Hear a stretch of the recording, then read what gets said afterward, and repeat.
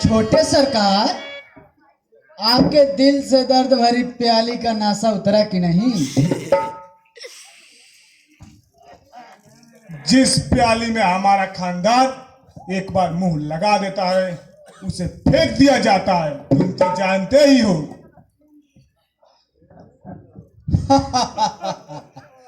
ये तो आपका पूर्वजों का रीति रिवाज है मालिक, लेकिन मैं उस प्याली का बात कर रहा हूँ जो अजीत बाबा घूट मारने के लिए बेकुल हुए थे।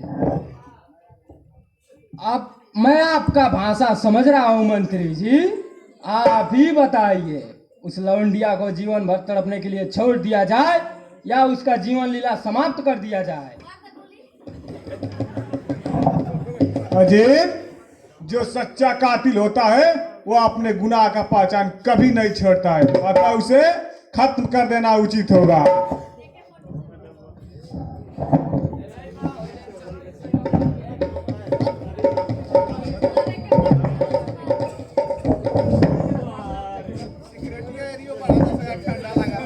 फिर इसमें देर किस बात की ठाकुर साहब, इस मामलों को आज ही रफा दफा कर देते हैं। साला गरीब समझता था अपने बेटी को राजघराने में शादी किया हूँ, अपना औकात भूल गया था और मेरी थोड़ी सी निहोरा करने पर हाँ में हाँ मिलाता चला गया। भेज दिया अपने बेटी को एक कसाई के साथ शादी करके।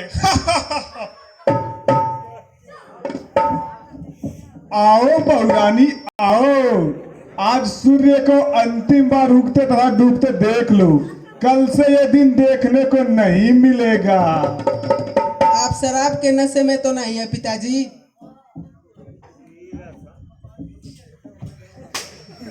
शराब और शराब पर तो हमारा जीवन निर्भर है, फिर नशा कैसा?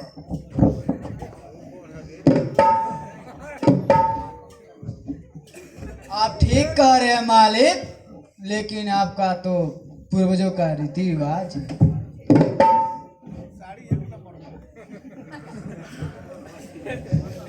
होश में बात करो मंत्री, मैं इस घर की नौकरानी नहीं जो इस तरह से बातें कर रहे हो। इस घर में नौकरानी की बेटी बहू हो ही नहीं सकती, ये सब हमारा चाल था। कैसा चाल पिताजी? लगता है आपका दिमाग घूम गया है। तुम सही सोच रही हो। याद करो वो दिन जब हम पहली बार उस मंदिर में मिले थे और तुमने मुझे एक भिखमंगा समझकर अपमानित किया था। आज के बाद से तेरा मेरा कोई रिश्ता नहीं। क्या कहा?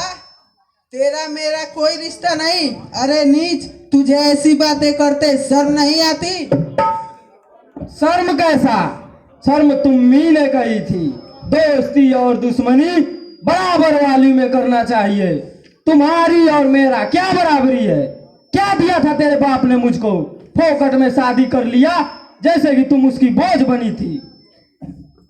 हर बेटी अपने बाप की सर पर बोझ होती है, लेकिन मेरे पिताजी आपके पिताजी के सामने सर नहीं झुकाए थे, बल्कि आपके पिताजी जाकर मेरे पिताजी से आके रिश्ते की भीख मांगी थी।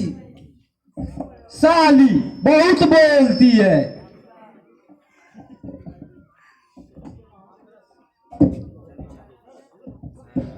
इसे ही राजनीति कहते हैं बबनी।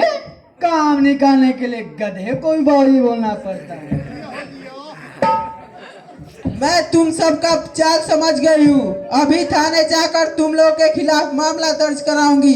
जब जेल की हवा खाओगे तब मालूम पड़ेगा कि एक परिवार तथा एक लड़की से धोखा देने का क्या परिणाम होता है। थाना जाओगी तब न मामला दर्ज कराओगी। अजय हाँ पिताजी। पकड़ साली को, कर दो सफाया। साली अपने आप को बहुत चालाक बनती है।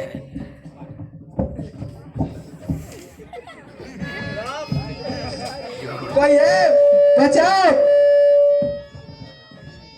आज तुझे भगवान भी बचाने के लिए नहीं आएगा।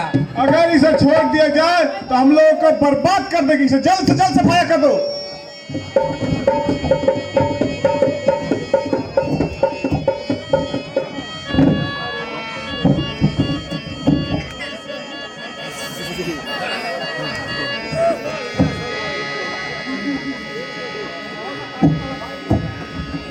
सरकार ये तो मर गई। अगर मर गई हो तो अजीत इसे ले जाकर गटर में फेंक दो, उधर पुल के पास।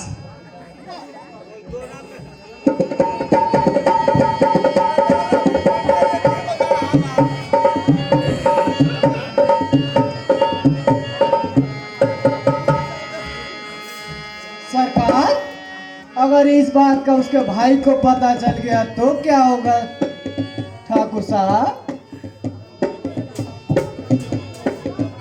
उसे भी मार दिया जाएगा। और क्या?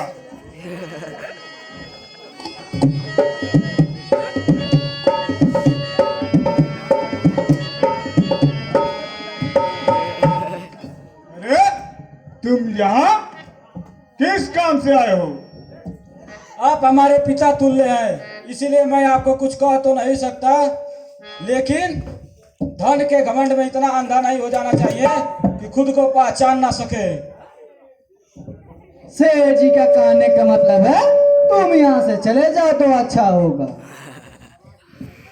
मैं सेठ के घर नहीं आया हूँ मंत्री, मैं अपने बहन के घर आया हूँ और मैं अपने बहन से मिले बिना नहीं जा सकता।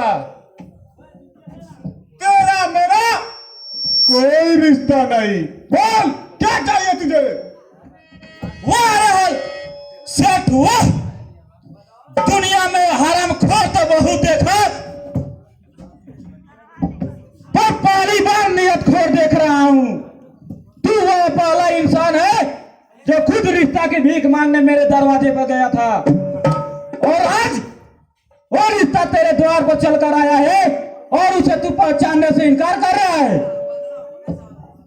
ये तेरा बाप का घर नहीं है जो यहाँ पर आकर कल बात कर रहा है।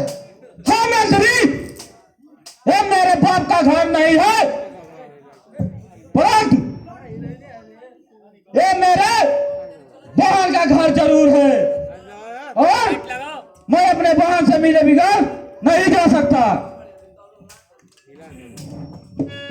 रामदास इसे समझा बुझाकर वापस भेज दो। अगर मेरी खोपड़ी सड़क गई तो इसे भी इसके बहन के पास भेज दूंगा, समझा?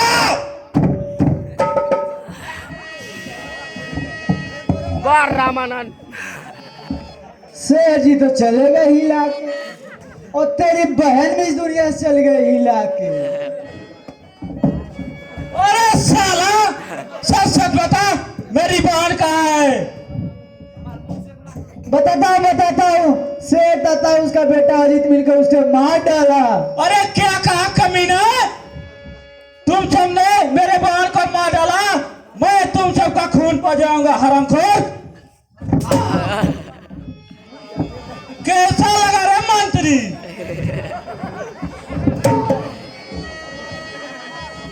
दूसरे को मारने में तो बहुत मजा आता है रे मंत्री, आज तुझे ये चोट कैसा एहसास हो रहा है रे? मालिक एसपी रमन सिंह आ रहे हैं। मंत्री आज के बाद, आज तो तू मेरे हाथों से बच गया, लेकिन आज के बाद जिस दिन तेरी और मेरी मुलाकात होगी उस दिन समझ लेना तेरे आखिरी का तेरे जीवन का आखिरी दिन होगा मंत्री।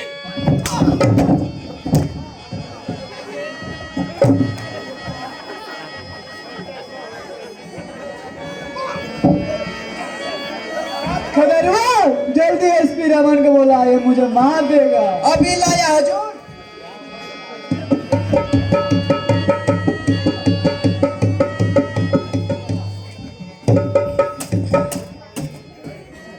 ये क्या हाल बना रखा है मुनीम?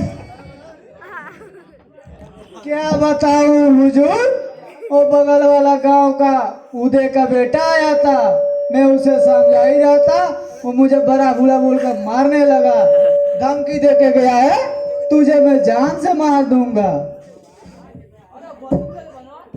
इस तरह का एक झगड़ा लड़ाई तोड़े हुए होंगे, दोनों तरफ से वार्तालाप हुआ होगा। मामला कुछ भी हो, तुम दोनों मेरे साथ चलो, इस मामले की छानबीन बारीकी से की जाएगी।